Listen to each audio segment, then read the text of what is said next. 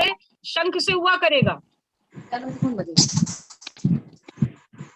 अगली बार जो बाल संस्कार शाला होगी उसमें शुरुआत में तुम्हें शंख बजाना,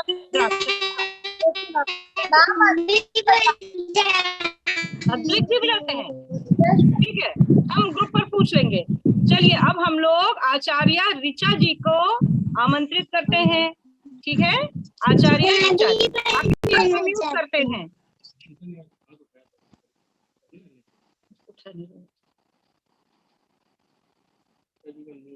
ऋचा को अनम्यूट, और ऋचा चित्रवंशी, मैंने चित्र लिखा है, हाँ ये है। ऋचा अपना वीडियो खोलिए।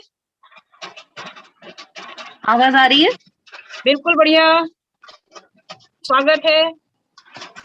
नमस्ते बच्चों। और सभी बच्चे नमस्ते अभी बाद में बच्चों। ताली बजाएंगे। हाँ ऋचा जी। नमस्ते बच्चों। अब वो नमस्ते नहीं कर पाएंगे, हम कर दे रहे हैं उनकी ओर से, वो म्यूट हो गए। Okay okay. ये देखो बच्चों, आज हम लोग क्या बनाने वाले हैं।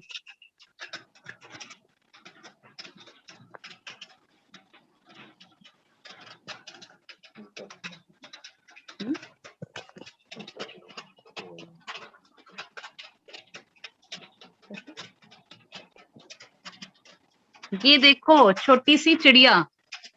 अरे वाह, ये तो हम भी सीखेंगे। ठीक है, और ये देखो थोड़ा थोड़ा सा हिलती भी है ये तो। ठीक है, स्टार्ट करें।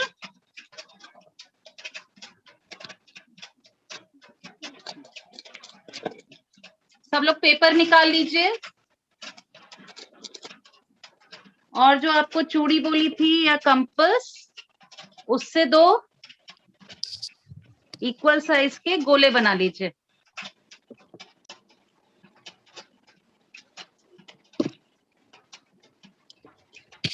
फिर उसको हम लोग कट करेंगे।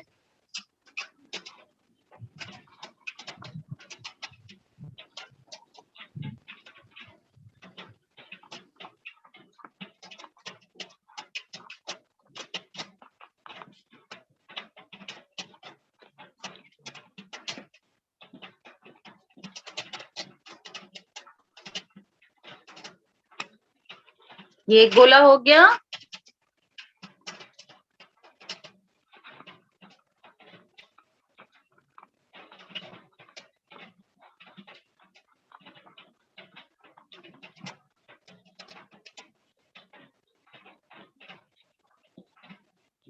ये दूसरा हो गया। ठीक है, अब इन सर्कल्स को बिल्कुल हाफ में फोल्ड करना है, ऐसे।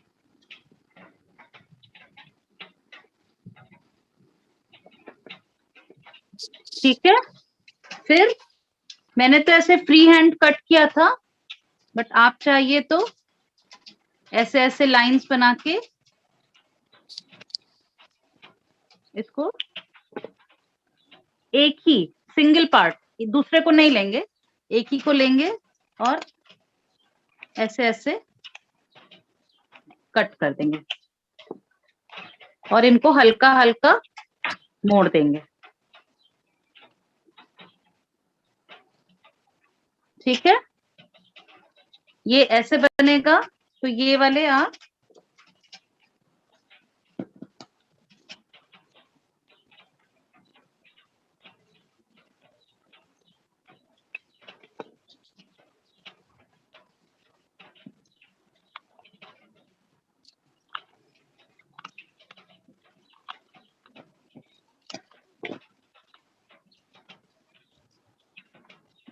इसको भी ऐसे मोड़ देंगे।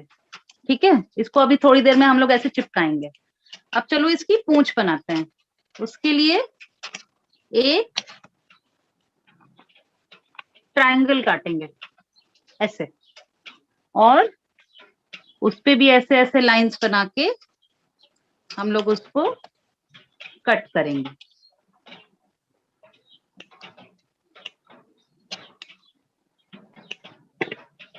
और उसको भी थोड़ा ऊपर नीचे की ओर ऐसे फोल्ड कर देंगे। ठीक है, अब हम लोग इसके लिए चिड़िया का मुंह बनाएंगे। कैसे?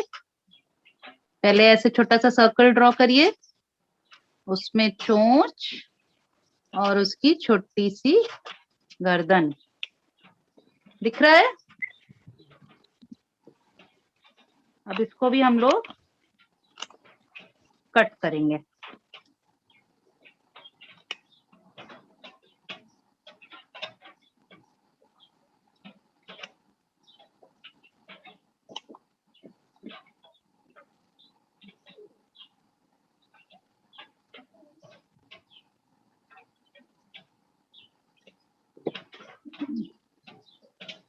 ठीक है, उसके बाद छोटा सा कोई भी वाइट पेपर लेके इसके दो हम लोग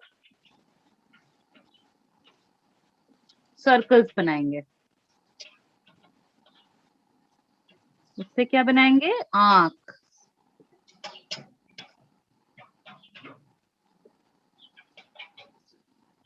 अगर आप पेपर इतना छोटा नहीं कट कर पा रहे हैं तो पेन से भी बना सकते हैं।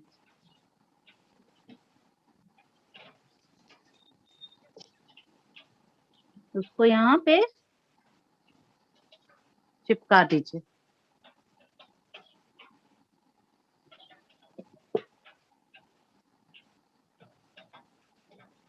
फिर इसके अंदर, आंख के अंदर आंख की पुतली, आंख में जो ब्लैक ब्लैक होता है ना बीच में, आंख की पुतली, ये उसकी चोंच। अब हम लोग सब चीजों को जोड़ना शुरू करेंगे। ठीक है, तो सबसे पहले लगाएंगे पूंछ। ठीक है, जो प्लेन वाला पार्ट है उसमें यहाँ पे थोड़ा ग्लू लगाइए और पूंछ को थोड़ा ऊपर की ओर ऐसे स्टिक कर दीजिए। फिर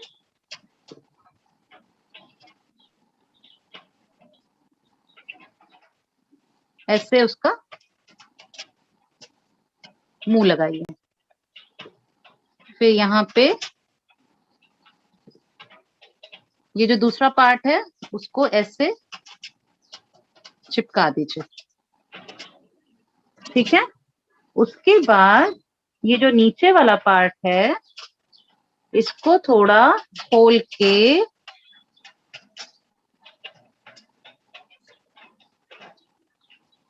ऐसे फोल्ड करना है ताकि ये इसका बेस बन जाए। ये एकदम बराबर आना चाहिए ताकि आप रखें तो ये फ्लैट सरफेस बन पाए। उसके बाद आप अपनी चिड़िया को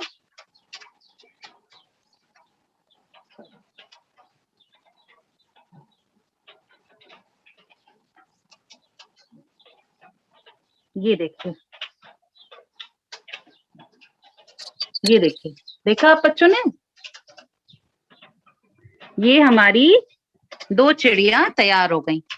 इन चिड़ियों को आप ऐसे भी सजा सकते हैं और इसके बीच में एक एक डोरी लगा के, यहाँ से डोरी लगाइए बीच में, फिर यहाँ से डोरी लगाइए और उन सबको एक साथ ऐसे जोड़ भी सकते हैं। ऐसे लाइन से 3-4 लगाइए और उसको फिर आप कहीं कील में टांग भी सकते हैं। तो आज हम लोगों ने ये चिड़िया बनाना सीखी। ठीक है बच्चों?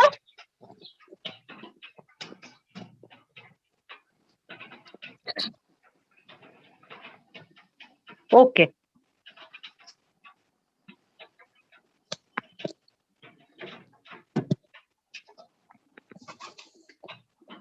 ठीक है बच्चों, अच्छे से बनाइएगा। हम अनम्यूट कर रहे हैं, सब लोग ताली बजाएंगे। सभी बच्चों जिसको जितनी अच्छी लगी उतनी ताली बजाइए।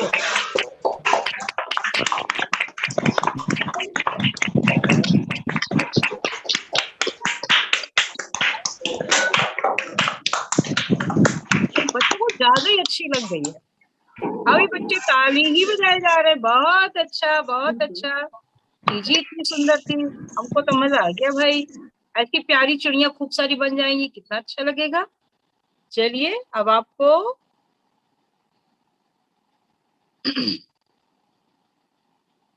आदरणीय केबी सिंह भाई साहब फिर आए हैं। केबी सिंह भाई साहब अनम्यूट करेंगे आप अपने को। जी कर लिया। जी भाई साहब, जी भाई साहब, जी भाई साहब, स्वागत है। प्यारे प्यारे बच्चों, आज आपका जीवन विद्या के सत्र में हम हृदय से बच्चों का स्वागत करते हैं। जीवन विद्या संस्कार का ही दूसरा नाम है। मेरे प्यारे बच्चों, कहते हैं कि संस्कारशाला, बाल संस्कारशाला, सारी दुनिया मेरे प्यारे बच्चों यही मानती है कि सभी क्रांतियों का आधार बाल संस्कार, बाल संस्कार, बाल संस्कार को ही सारे विद्या का, सारे गुणों का, सारी शक्तियों का आधार क्या होता है मेरे प्यारे बच्चों? बाल संस्कार। क्यों? क्योंकि तुम जानते हो कि एक छोटा सा मिट्टी का घड़ा, छोटा सा मिट्टी का घड़ा अगर होता है तो उस मिट्टी के घड़े को जब हम लेते हैं तो आप उसमें कोई शेप देना चाहे, उसको कोई बदलना चाहे, तो पके हुए मिट्टी के घड़े को हम कोई शेप नहीं दे सकते, कोई आकार नहीं दे सकते। लेकिन जब वो मिट्टी होता है, कच्ची मिट्टी होती है, तो चाहे उससे हम घड़ा बनाए, चाहे उससे हम गिलास बनाए, चाहे उससे हम गमले बनाए, चाहे उससे हम दीपक बनाए, उस मिट्टी से चाहे खिलौने बनवाए, चाहे राम बनाए, चाहे कृष्ण बनाए, चाहे सीता बनाए, चाहे हनुमान जी बनाए, सब कुछ उस कच्ची मिट्टी से बन सकता है मेरे प्यारे बच्चों। तो हमारे बच्चे जो 14 वर्ष तक होते हैं, बचपन से लेकर के, मैं तो यही कहूंगा कि 5-7 वर्षों से लेकर के 5 वर्ष से लेकर 14 वर्ष की जो आयु के बच्चे होते हैं वो कच्ची मिट्टी ही होते हैं। उनको हम चाहे जैसा चाहे उस तरह का आकार दे सकते हैं, उस तरह का बदलाव कर सकते हैं। इसमें गार्जियंस का, अभिभावकों का बहुत बड़ा योगदान होता है, गुरुओं का बहुत बड़ा योगदान होता है। और क्या योगदान होता है कि हम बच्चों को जो सिखाते हैं, अगर उसको स्वयं अपने जीवन में अपना ले तो क्या है, जो कुछ बच्चों को सिखलाते स्वयं उसे कितना अपनाते। मेरे प्यारे बच्चों, गांधी जी के पास एक महिला आई थी और उसने कहा था, गांधी जी हमने सुना है कि आपकी जबान में जादू है, हमारे बच्चे को मीठा खाना कम करा दीजिए क्योंकि उसको शुगर हो गई है। गांधी जी ने उसको, महिला को वापस भेज दिया बच्चे के साथ में, और दोबारा कहा, क्या कहा कि उस बच्चे को 15 दिन के बाद लाना। गांधी जी ने 15 दिन तक मिठाई खाना बंद कर दिया और गांधी जी ने आशीर्वाद दिया, शुभकामनाएं दी, और उनकी जीभ में, उनकी जबान में, उनकी जिह्वा में, उनके विचारों में उनमें इतनी प्राण शक्ति आ गई कि गांधी जी ने जो कुछ कहा वो बच्चे ने उसको जीवन में उतार लिया। हमारे प्यारे प्यारे अभिभावकों को भी यही अपनाना है। आइए हम आपको एक पोस्टर दिखाते हैं। उस पोस्टर में क्या लिखा हुआ है जो कि हम बच्चों को सिखाना चाहते हैं, लेकिन उसको हम जीवन में खुद नहीं अपनाते हैं। मेरे प्यारे बच्चों देखो, लिखा हुआ है ओम भूर्भुवस्वः तत्सवितुर्वरेण्यं भर्गो देवस्य धीमहि धियो यो नः प्रचोदयात्।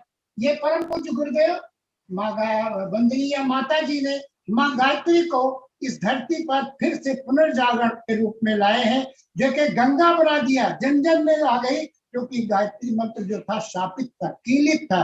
गायत्री मंत्र को लोग बोलते नहीं थे, केवल ब्राह्मणों को कान में सुनाया जाता था। लेकिन आज परम पूज्य गुरुदेव की कृपा से गायत्री क्या है, प्रत्येक प्रत्येक मनुष्य के लिए, चाहे वो स्त्री हो, चाहे पुरुष हो, चाहे बालक हो, कोई भी हो, गायत्री मंत्र का उच्चारण कर सकता है। ऐसे परम पूज्य गुरुदेव ने हमको आगे बढ़ने के लिए लाल मशाल, जो समूह भीड़ की है, ये लाल मशाल हमारे हाथ में थमाई हुई है। और हमको क्या संदेश दे रहे हैं गुरुदेव?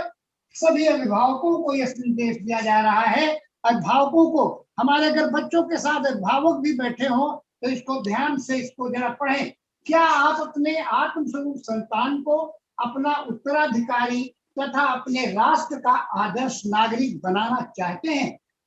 क्या अपने बच्चे की शिक्षा, आत्म परिष्कार और आत्म विकास की समस्याओं के समाधान में रुचि लेते हैं? क्या आप अपने परिजनों प्रति उदार, दयालु और संयमी हैं? यदि नहीं तो आप अपने बच्चों से अपने प्रति प्रेम तथा सम्मान की आशा क्यों करते हैं? क्या आपने अपना मन विषय वासना, आमोद प्रमोद और कुत्सित इच्छाओं से हटा लिया है? यदि आप नहीं, तो आप अपने बच्चों से कामुक और इंद्रिय लोलुप न बनने की अपेक्षा क्यों करते हैं? क्या आप मांस, मदिरा, मादक इत्यादि अभक्ष पदार्थों का सेवन करते हैं? यदि आप इनका सेवन करते हैं तो आप बच्चों से इनसे अपेक्षा करके आप बच्चों को इससे दूर नहीं रख सकते। क्या आपने अपनी अश्लील और निर्लज्ज आदतों और गंदी गालियों और अशिष्ट व्यवहार को अभी तक छोड़ा नहीं है? यदि हाँ, तो आपके संतानें भी आपकी गंदी आदतें चलती रहेंगी। हमारी संस्कारशाला कितनी देर की होती है? 1 घंटे, 1.5 घंटे की, और वो भी सप्ताह में एक बार। तो हम आपकी आदतों का निर्माण स्वयं नहीं कर सकते हैं। कैसे करेंगे? अगर हमारे अभिभावक सुधर जाएं। क्या अभिभावकों को चाहिए कि यदि वे अपने बच्चों को अच्छा बनाना चाहते हैं तो वो स्वयं संस्कारित हों, और इस संस्कारशाला में वो भी कृपया बैठें। क्यों? गुरुदेव ने कहा है, क्या कहा है? अपना अपना करो सुधार, तभी बढ़ेगा घर परिवार। अपना अपना करो सुधार, तभी बढ़ेगा घर परिवार। बाल संस्कार की शाला का जो सबसे बड़ा दारोमदार और सबसे बड़ा जिम्मेदारी जो बनती है वो हमारे प्रिय अभिभावकों के प्रति बनती है। मेरे प्यारे अभिभावकों, मैं आपसे हाथ जोड़ करके प्रार्थना करता हूँ, बच्चों को जो संस्कार शाला में बताया जाए, उन बच्चों को पूरे 6 दिनों तक उनको देखो, वो अपने जीवन में अपनाते हैं अथवा नहीं अपनाते हैं।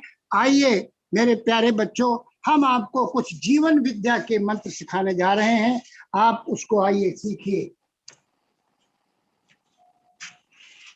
बच्चों, हमेशा ध्यान रखो, परम पूज्य गुरुदेव ने कहा है, वेदों और शास्त्रों ने भी कहा है। क्या कहा है भाई? बात ये कही है, केवल एक बात ये कही है कि प्रतिदिन जब शाम को सो जाओ तो हमारी मौत का ध्यान करो, और जब सुबह जाग जाओ तो हमारा नया जीवन, रोज मरना रोज जीना, रोज मरना रोज जीने की कला सीखिए, तो मरने में कभी भी डर किसी को नहीं लगेगा। दुनिया में मनुष्य अगर किसी से डरता है तो केवल मरने से डरता है, और अगर मरने से डरना नहीं है, मरने से बचना है, मरने के डर से बचना है, तो मेरे प्यारे बच्चों, इन कुछ थोड़ी सी बातों का विशेष ध्यान रखो। जब बिस्तर से उठो तो तुम्हें क्या करना चाहिए? ऐसे हाथ फैलाओ और एक मंत्र बोलो। मंत्र बोलो। क्या मंत्र बोलो? कराग्रे बसति लक्ष्मी, कराग्रे बसति लक्ष्मी, कर मध्ये सरस्वती, कर मूले तु गोविंदा, प्रभाते कर दर्शनम, ओम भूर्भुवस्वः तत्सवितुर्वरेण्यं, भर्गो देवस्य धीमहि धियो यो नः प्रचोदयात्। सर झुका करके मस्तक में ठीक से इस तरह, मस्तक में हाथ, दोनों हाथ जोड़ करके लगा करके नत मस्तक हो करके भगवान को प्रार्थना करो, परम पूज्य गुरुदेव को प्रार्थना करो, ईश्वर को प्रार्थना करो, अपने माता पिता के चरणों में वहीं पर अपने बिस्तर पर बैठ करके मन ही मन उनके चित्र को या उनके स्वरूप को अपने सामने लाओ और उनको नमन करो, उनको नमन करो। क्यों? हमारे आदर्श महापुरुष भगवान राम ने भी तो यही किया था, लक्ष्मण ने भी यही किया था, भरत शत्रुघ्न ने भी यही किया था, सारे अच्छे बच्चे यही काम करते। क्या? रात काल उठ के रघुनाथा, प्रात काल उठ के रघुनाथा, मातु पिता गुरु नामहि माथा, मातु पिता गुरु नामहि माथा। संस्कार शाला का जो सबसे बड़ा मंत्र है मेरे प्यारे बच्चों, सुबह सुबह जब आप उठिए तो पहले किसका नाम आया है? मातु। अपनी अम्मा को जा करके, नामहि माथा माने क्या है? नमस्ते मम्मी नहीं, हाय हाय नहीं, गुड मॉर्निंग नहीं करना है भाई, हाय हाय नहीं करना। हाय हाय बच्चे करते हैं आजकल। अरे भारतीय संस्कृति को अपनाओ, पाश्चात्य संस्कृति को तोबा करो, कान पकड़ो, और क्या करोगे? मातु पिता ही गुरु नामहि माथा। माता जी को जाओ और उनके चरणों में सर झुका करके प्रणाम करो। पिताजी के चरणों में, उनके चरण को स्पर्श करके सर झुका करके प्रणाम करो। और अपने गुरुदेव, और गुरुदेव नहीं है तो हमारे परम पूज्य गुरुदेव क्या है, ये देखिए, परम पूज्य गुरुदेव वंदनीय माता जी जो जगत गुरु हैं, साक्षात महाकाल हैं, और सारी दुनिया में इस समय आपकी सभी मनोकामनाओं को, अच्छी अच्छी मनोकामनाओं को पूर्ण करने वाले हैं, आपको शक्ति देने वाले हैं। ऐसे परम पूज्य गुरुदेव को, जो जगत गुरु हैं, जो वेद मूर्ति हैं, जो तपोनिष्ठ हैं और चारों वेदों के भाष्य रचने वाले हैं, ऐसे गुरुदेव को नमस्कार कीजिए।